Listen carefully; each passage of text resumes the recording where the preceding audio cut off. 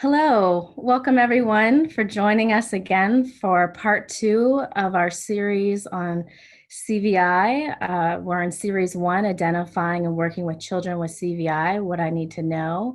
This is part two of that series. Our webinar today is titled Students with CVI, the CVI Profile. Our presenters are Amanda Lewick and Elizabeth Hartman. Professor Lewick has been in the field of visual impairment for over 40 years, providing direct service, training educational professionals, and conducting research and development activities related to individuals with visual impairments in the US and abroad. She has numerous publications related to visual impairment. Elizabeth Hartman is an associate professor of education at LaSalle University and a co-lecturer of the T560 Universal Design for Learning at Harvard's Graduate School of Education. In her research, she examines teacher implementation of UDL and how UDL is enacted to teach learners with multiple disabilities.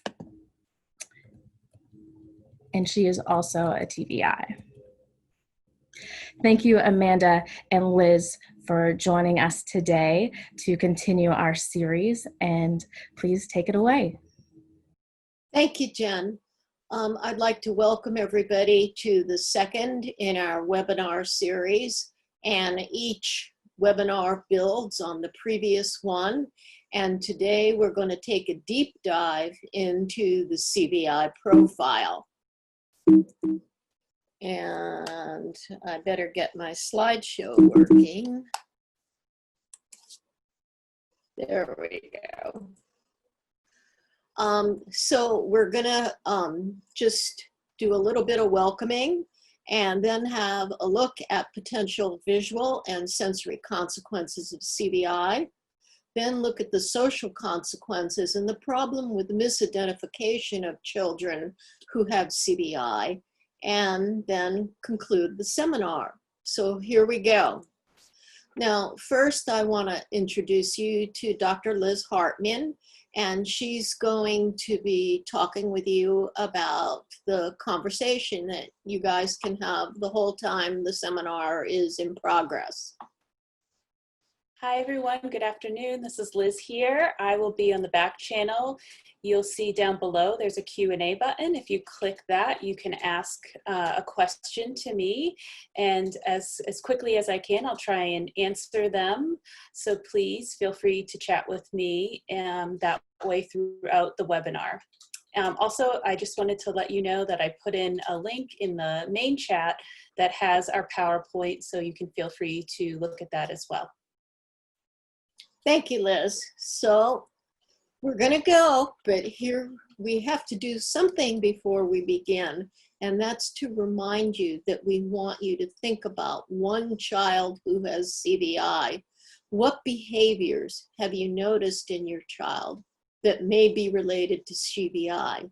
Share in the Q&A. But as we present, think about how the information presented during the webinar applies to this child. We have a lot of information in this webinar, so hold your hats, here we go. So, potential visual and sensory consequences of CVI. Now, we mentioned in the first webinar that we've developed a CVI profile of the CVI manifestations. We've reviewed a lot of research, a lot of wisdom from practice, and identified 16 overall functional categories that form a CVI profile. And these categories can be further subdivided into more than 50 possible consequences of CVI. And we developed this for something that we're working on for American Printing House for the Blind. It's the CVI Companion Guide to the Developmental Guidelines for Infants with Visual Impairments. Now, although we developed it for this body of work, the profile applies to all ages. The other thing I want to mention is that other people are going to be developing CVI profiles or something similar to a CVI profile, maybe with a different name. We want you to look at those profiles and use the information in them. Because things are changing, more information is coming out all the time. Incorporate everything that you possibly can in order to understand your students with CVI. Now, at the last webinar, we gave out this summary of the CVI profile with the 16 categories. And I believe Dr. Hartman has posted this for you again as a reference. And we're going to go into detail in each of these categories. But what I want to stress to you is that, again, each child is very different. The manifestations of CVI express themselves differently in each child.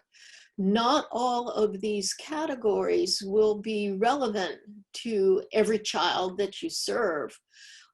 There will be details under these categories, and not all the details, again, will be relevant for the children that you serve. You have to evaluate them, observe them, understand them, and look for these in the children that you have.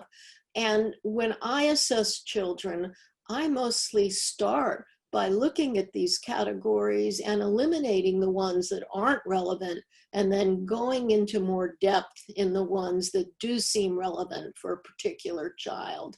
But I like to not leave any stone unturned. In the CVI profile, I want to mention that the data collection for this, as I mentioned with assessment, can come from various sources. It can come from evidence from medical records, interview and history taking. It can come from formal and informal assessment, and it can come from observation. And observation is environmentally specific.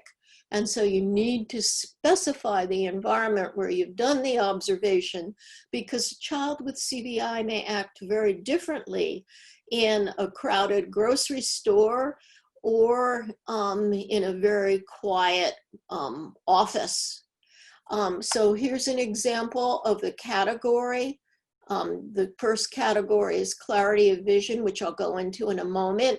You have your categories here and your evidence for these categories in these three columns here. And this data collection sheet will be in the companion guide, but you don't need that if you remember to use these three categories when gathering evidence for the different manifestations of CVI that your children have.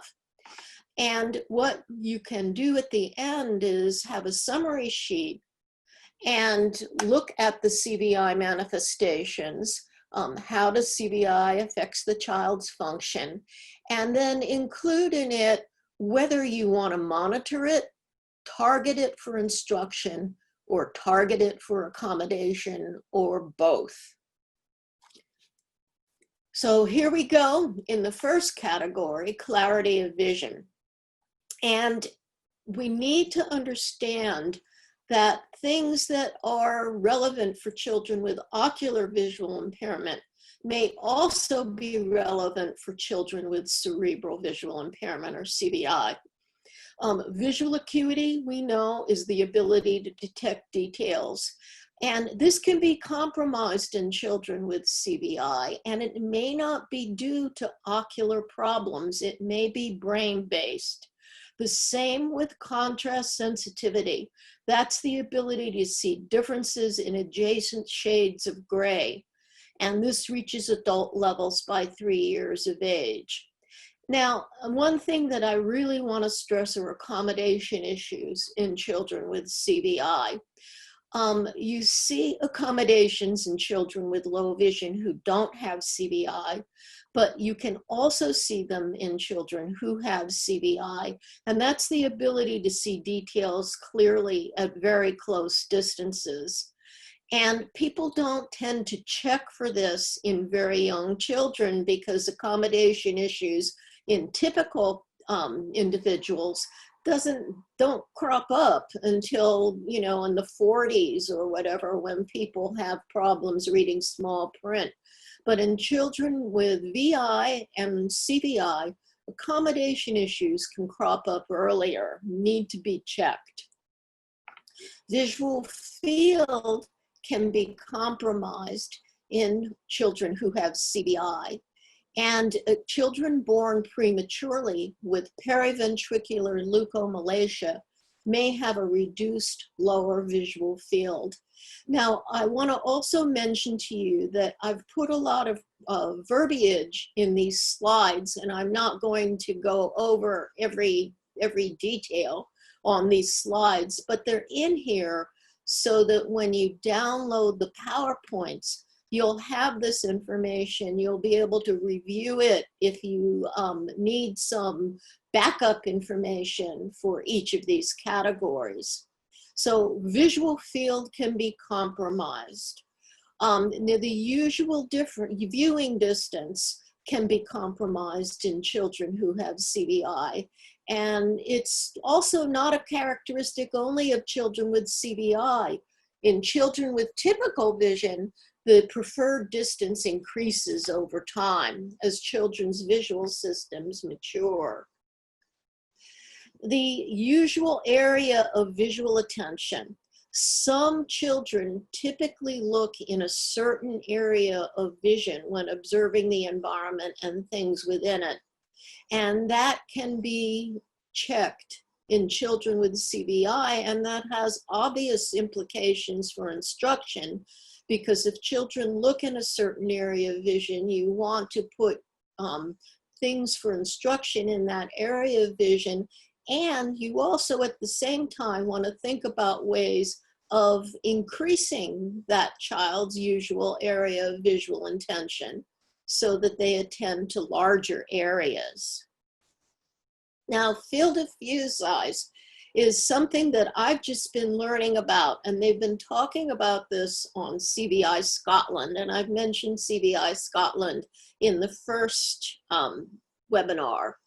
And the size of the viewing area needs to be small enough for things to be seen as a whole for children who have simultanagnosia.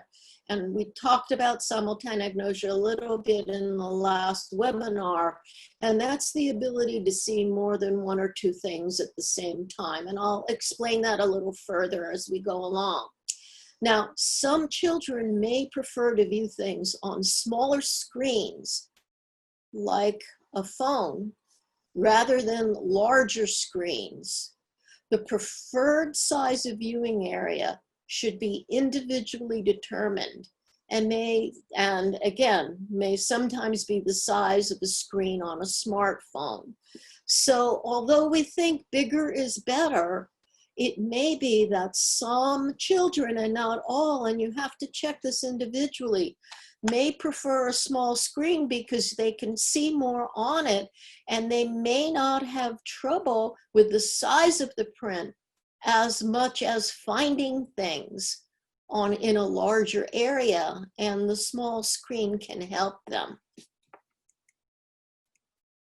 Visual neglect is inattention to things in the intact portion of the visual field. And this inattention relates to the midline of the body.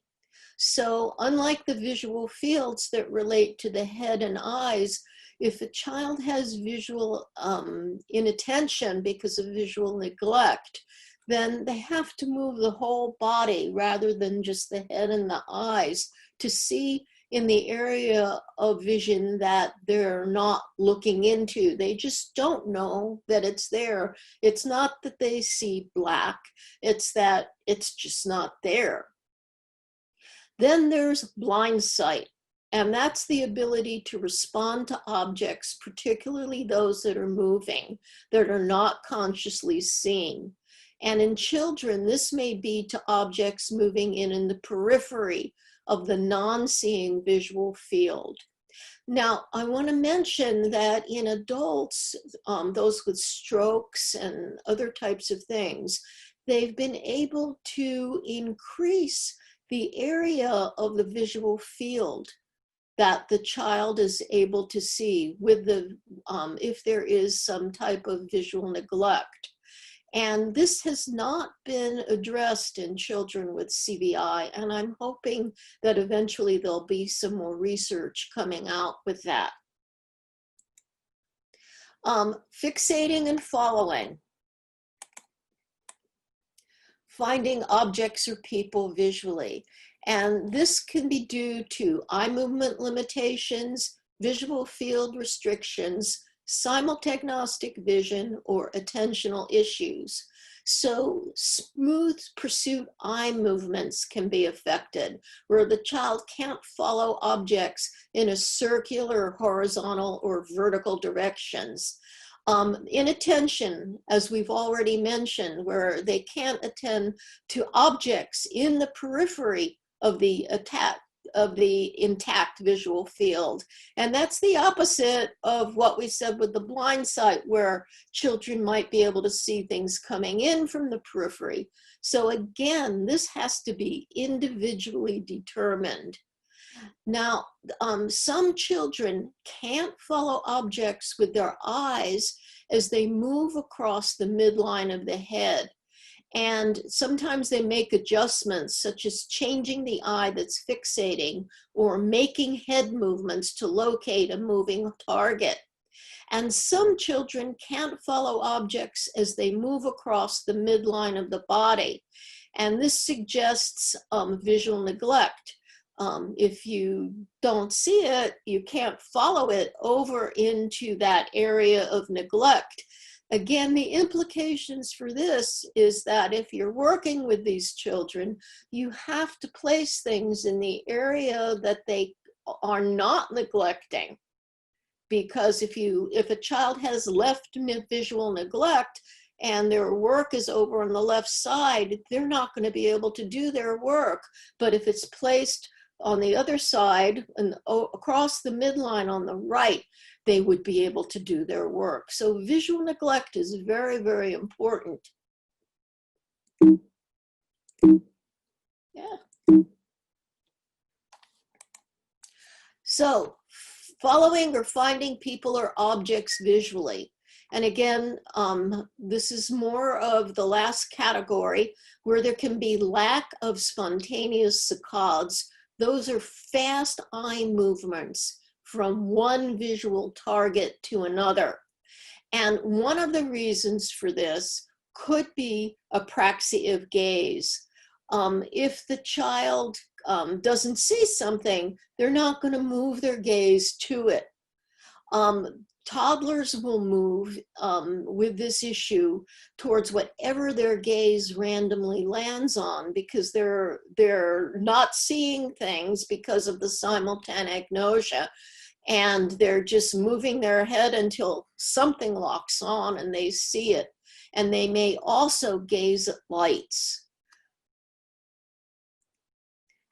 Children may have trouble locating and attending to an object or person that enters the intact field of view. And this is an indication that they have not been seen due to simultanagnosia or attentional issues. You can get help from eye doctors in making this type of determination. We've talked about simultanagnosia, of only seeing a couple of things at a time. And shift of gaze, as we've mentioned, where you can't move eyes from one object to another due to ocular motor issues, such as apraxia of gaze, where they can't move their eyes to an obvious target nominated by someone else, since they can't see more than one or two things at a time. So if I ask a child to find a classmate and they have no idea where they are, they're not going to be able to shift their gaze to that classmate. I want to show you just something from dorsal stream dysfunction from CVI Scotland, and I'm showing this with their permission. And this is a whole visual scene on a beach with a dog kind of in the center of the scene. with a child, when one person had simultanagnosia and was asked to look at this scene, the trees, the chair, the sand, and the grass were all unseen, and only the dog was seen. This is what they saw. Now, interestingly, what I've learned from the CVI Scotland is that if there is more in the scene, more to map, the viewing window gets smaller. So if the scene has very little in it, they'll be able to see more of it. So the scene without the dog, the person with simultanagnosia might see more of the beach and some of the boulders at the edge of the beach and even some of the sea. But if there's the dog and the stroller and the other things that were in the previous shot, they may just see the dog. So that is also an explanation why children have less trouble in less crowded environments. So what affects the window of what's seen? The environment, the biobehavioral state and feelings, stress, illness, anxiety, fear, embarrassment, and what's known versus what's unknown. So in a familiar versus an unfamiliar environment, familiar versus unfamiliar routines or routes or processes, different amounts of what's in the window will be seen.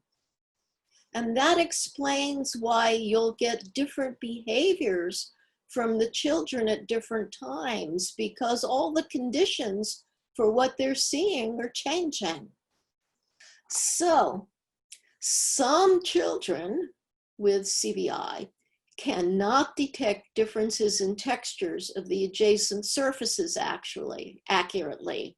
So the line, for example, where a carpeted floor ends and the wood floor starts, may be thought to be a drop-off. And you'll see these children moving their feet over the demarcation line because they're not sure what it is. And you mobility specialists might have seen this, where they just kind of reach out with the foot before moving forward because they're not sure if it's a demarcation line, say between the carpet and the floor, or if it's a step or a drop-off.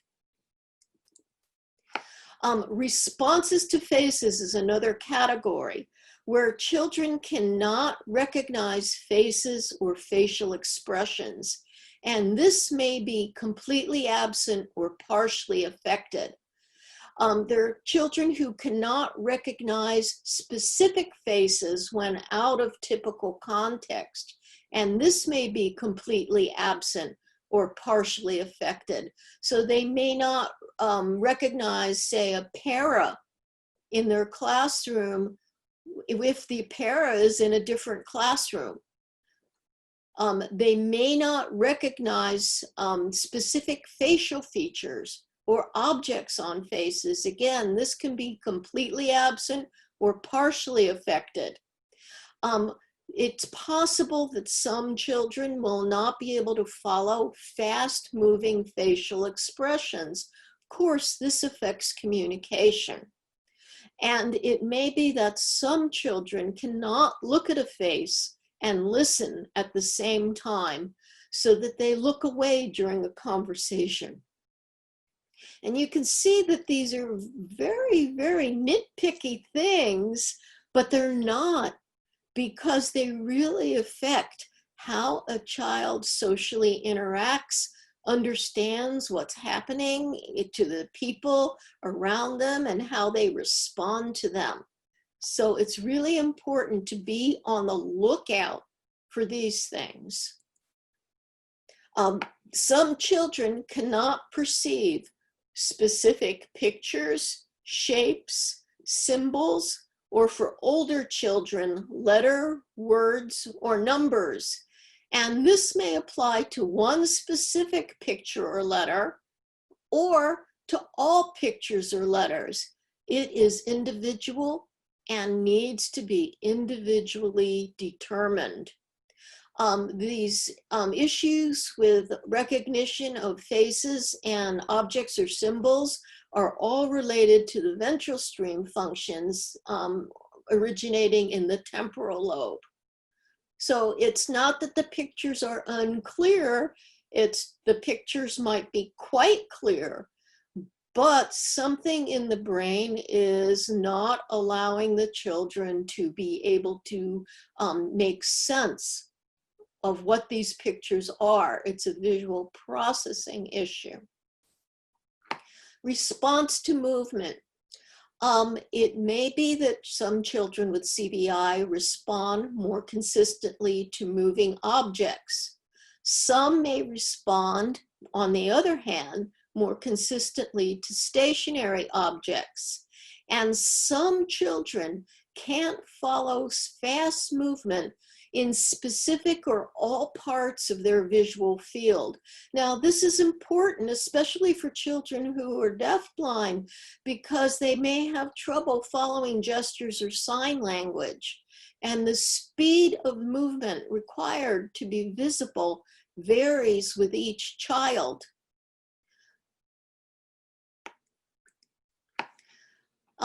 Visual motor planning and control. The child cannot coordinate visually guided eye-hand movements to achieve a movement goal. This is associated with a dorsal stream disorder, and it may be noted in movements performed in the lower visual field, but not movements in the upper visual field. Improvements of visually guided hand movements when parts of the body are in contact with the surface. So if a child is up on with their body touching the desk, it may be that they have an easier time finding an object on the top of the desk. It may be that the child walks or moves, if the child can't walk, into objects when engaged in conversation. And for children for 2 years and older, cannot make visually guided eye-hand judgments about object size. So reaching does not conform to the size of the object. And let me give you an example. Here is my mouse. And when I reach for the mouse, you can see that my hand conforms to the size of the mouse, that I don't hold it like that. I don't hold it like that. I conform to the size of the mouse. And there may be some problems in reaching and grasping, again associated with dorsal stream disorder. Imitation and copying can be affected, where the child cannot imitate specific movements, such as gestures, other body motions, or movements with toys. Again, this affects sign language, this affects communication, this affects learning things in school where they're following demonstrations. For children over 2 years, they can't imitate drawing motions. They can't trace symbols without immediate demonstration of movements. So if I wanted to teach a child who had this problem and I wanted the child to imitate my drawing, it would be best for me to show them and then immediately ask them to recreate it, rather than showing it to them saying, okay, now go back to your desk or your little circle area, and now you do that also. They may have trouble. Cannot copy shapes, forms freehand without immediate demonstration of movements. Cannot trace or copy lines in specific orientations without immediate demonstration of movements. I had one child that was brought to my attention. She was doing quite well in school, but she was having trouble, and she was very bright. She was having trouble drawing greater than and less than signs. And she had trouble with the slanted movements. Color. Some children can distinguish primary colors, but may require contrasting background color to differentiate them. Some children show a preference for specific colors, and some children can't distinguish less saturated colors. And for children over 2 years, they may perceive and differentiate when asked to sort or pair colors of equivalent color saturation, but they can't name them, and that's color anomia. So they can see them, but they can't name them.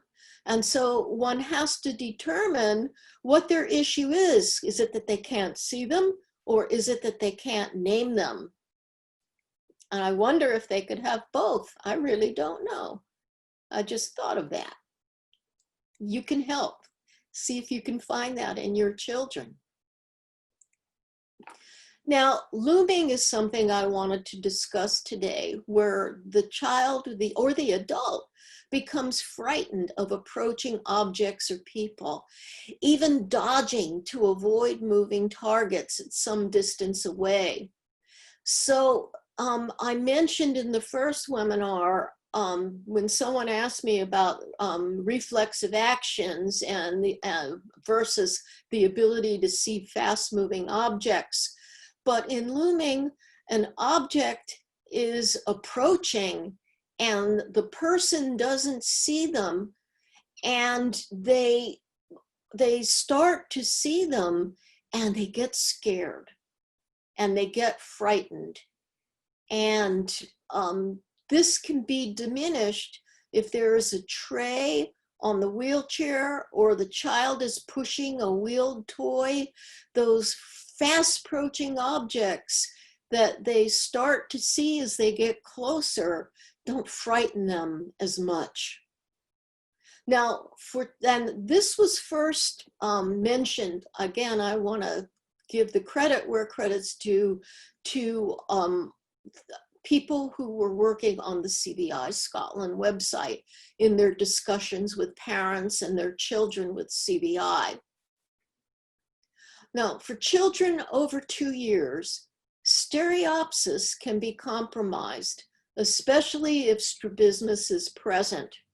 So it can be that the ability to have depth perception where the eyes are misaligned can be affected in children with CVI, but it can be difficult to determine for children under 2 years of age. But with children with CVI, children may not be able to process motoric depth perception cues despite intact stereopsis. So the children may not have a misalignment of the eyes, but they still can't determine those depth perception cues. And you'll see here a picture of a foot feeling the difference between the boundary between the larger cobblestones and the smaller stones, because the person can't determine if that's a drop-off or if it's just a change in the material on the floor that we mentioned earlier. So illumination can also be affected. So the use of vision improves in bright light, and the use of vision might improve in dim light. There have been some studies in children, young children with CVI, that they see better in dim light. Now, that has some implications for the use of the light box. And in fact, I participated in a study many, many years ago where I used a light box, and that actually impaired the child's function.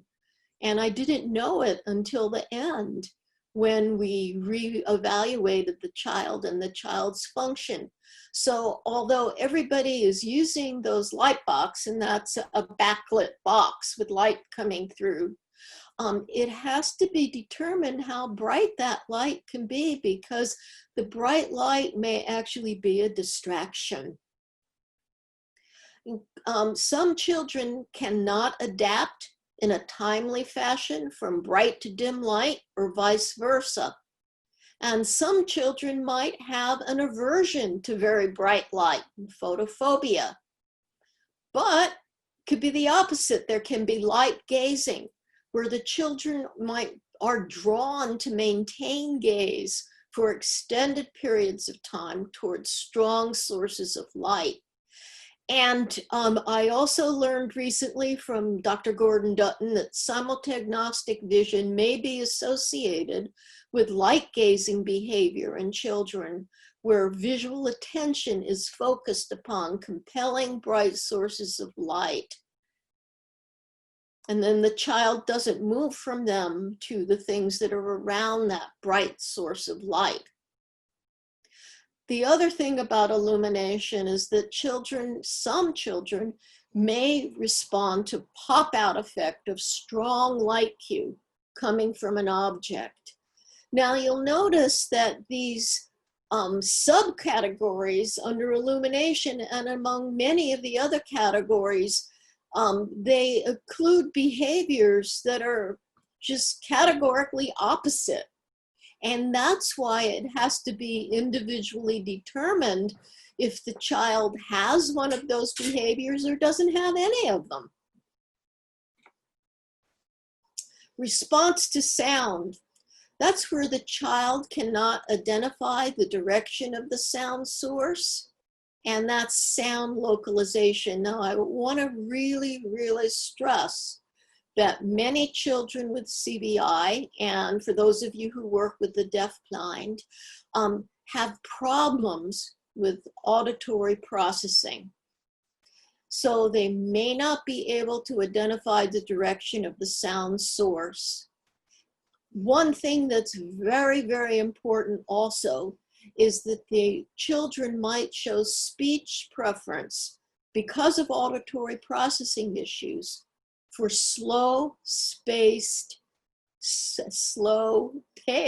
and spaced speech with prolongation of all consonants as well as all vowels, with modulated pitch to engage the child's attention to convey meaning.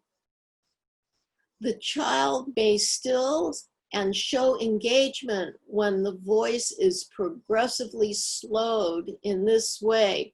But when the voice is speed up, the child may just show no interest at all because they're having trouble processing the quick speech.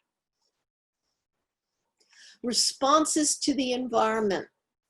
So as we've mentioned, and will probably mention throughout the webinar series, the type of environment affects a performance. Child may appear less stressed in a quiet environment, where they quiet or still in the calm, quiet space, and become more stressed, such as fussy or fearful, in a busy environment due to sensory overload. They may flip out in a grocery store, crowded grocery store, or in a school cafeteria, or have a lot of trouble in high school when classes are changing between periods. Crowding in the environment can affect performance. So the child may function more effectively in less crowded environment where objects and people are clearly defined and spaced apart. Now, the familiarity with the environment can improve function, as I mentioned earlier, where the children are more relaxed in known environments, even crowded ones, but distressed in novel environments, especially crowded ones. And one rule of thumb, if you need to work with a child in a crowded environment, if you bring the child into that environment at a less crowded time, just to introduce the child to the elements of the environment, it might help to decrease their stress when they're in that environment when it's less crowded. There can be difficulty navigating in the environment or going from room to room or remember where items have been placed. Children can get lost. And people misunderstand why the children get lost. They think, oh, they just, they're clumsy, they, are not cognitively able. But it's a problem with really remembering where things are in space. The effects of novelty, where some children pay little attention to novel items, but other children require novel items in presentation modes due to stimulus habituation effects. I talked last time about blind sight and a little bit about blind sight this time, where bringing things in at the periphery may be seen by children with blind sight. But if you keep bringing things in over and over again from that same part of the periphery, the child may habituate to that stimulus. And so you need to start bringing things in from another area of the periphery to kick that vision back in. Response time. Some children require additional time to gather, process, and respond to sensory input, particularly if input is coming in quickly or from competing sensory channels. So in this picture, this is a really cute little girl in one of those little baby bouncers, and it makes noise, and she's jumping up and down, and she's touching things that make noise and shine lights and all of this. This could totally overwhelm some children with CVI. Now, clearly it doesn't overwhelm the little child in this picture, but it could totally overwhelm a child with CVI. And you need to determine individually how much sensory input the child can handle, because you don't want to take away sensory input that may help them. But if that additional sensory input impairs their ability to process stuff, you do want to remove it. So visual and or auditory input may need to be slowed down to a rate that fits the child's ability to process and respond to it. So I'm going to move now into behaviors that can have social consequences. And these are some that have personal safety and movement concerns. Now, I talked a second ago about getting lost. I can give you an example of a child who I worked with who was on getting mobility training, and we took this young man to an area around his school, and he knew where the school was, and we walked him to the area. He could not find his way back. He got lost. He just was lost. He was a bright child, not knowing the way around, inability to locate items. Okay, go find your pen and pencil for this next part of the lesson, and the child can't find them.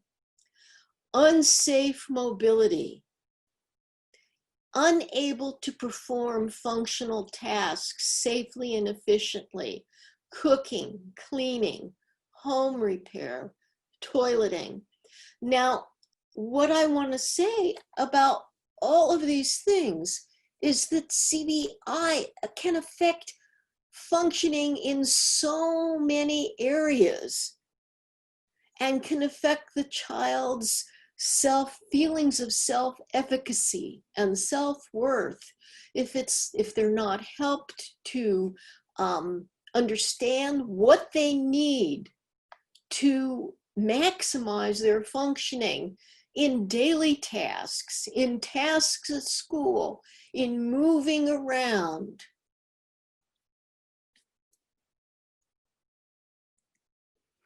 Now, other social consequences relate to communication, social relationships, and self-concept concerns. And we've talked about some of these. Not seeing faces, going up to a stranger, for example, and saying, "Hi, Mom." Another example was, had a child who sat with a group of children at lunch, and though they were his friends, and he didn't do it all the time, and I asked why, and he said he couldn't find them. He couldn't recognize them, so he couldn't eat with them. Problems not seeing gestures. "Hey, come on over here." Might not see that, or "They're over there, they're over there, they're over there." And facial expressions. We learn so much in communicating by facial expressions. If you can't see them, it affects your communication and your social relationships. Missing subtle vocal cues. That can be very difficult for people in conversation. If you have visual processing problems and the person is talking too fast, or there are a lot of people talking at once and you can't sort out what is happening. Clumsiness. You might trip. You might be reluctant to move somewhere. You might be reluctant to walk down the side of a hill. You might not know where, as we talked earlier, the sidewalk stops and the grass begins, and all of a sudden your playmates are running all across the grass, and you're afraid because you're not sure if there's a drop off. You don't want to fall. Inability to follow fast-paced activities. You're in a play group on the recess, and all your friends all of a sudden see something across the playground and run over to get it. And the child has no idea where they've run because they can't follow where the children have dispersed. Problems functioning in crowded areas. Inability to read print easily. Problems copying and drawing. Problems with crowded workbooks and assignments. This can all affect communication, social relationships, and self-concept concerns. Now, the last thing I want to talk about in this segment is the misidentification of children who have CVI.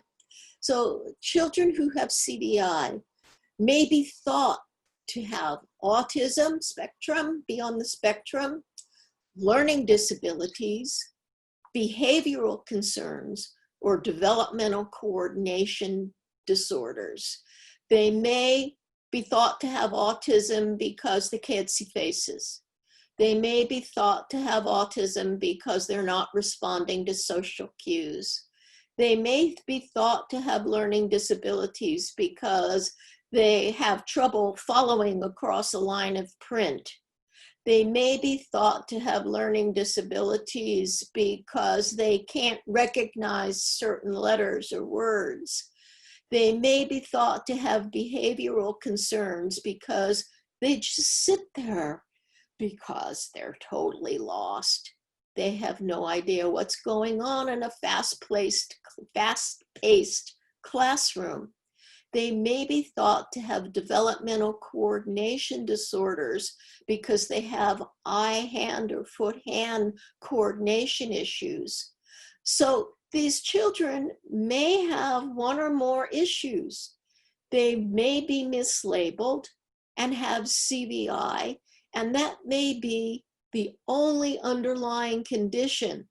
They may have more than just one of these issues plus CVI, and they may be overlooked in children with multiple disabilities and children with deaf blindness. CVI can easily be overlooked in children who have cerebral palsy, for example. So you all have to think about all your children who have CP, and do they have any types of visual processing problems that may be associated with brain dysfunction, and the same with children with deaf blindness. So think more about your children who have CVI. What behavioral manifestations do they have?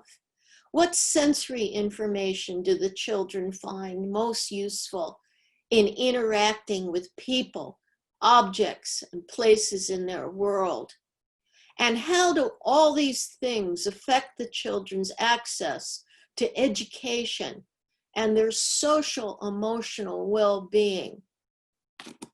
This last category is so important to me in thinking about the children who have CVI.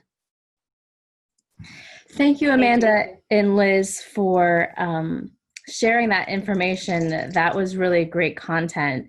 I really know that I learned some new information. And Amanda, also thank you for demonstrating that we can be lifelong learners. I love that you were showing that you are learning new things even to this day. So thank you for that. I do want to show you guys when Amanda stops sharing her screen, I will put up the last slide that has the webinar code. And here we go. I'm going to show you, here we are. The webinar code for today is BEH804, and the Survey Monkey for the post-test evaluation. I'm going to put that now in the chat box, if you'll give me a moment. And then please know that you have until next Monday, April 13th. That will be the deadline to complete that survey. And then that will be the first 2 credits for Series 1 for your Act 48, ACV, REP, and any other credit we were giving for these 2 webinars. I also have created, while Liz was running the webinar, I created a short bit.ly link for the Google PowerPoint. So if you missed that at some point, here's a shorter version of that you can catch. And the QR code goes to the survey link. So thanks everyone for joining us, and we will see you during our next webinar, which will be on April 20th, 21st, I believe. I'm just gonna check, I didn't write that down. That was on me, 20th, Monday the 20th. That will be our first webinar of Series 2. Thanks everyone. Thank you. Bye everybody.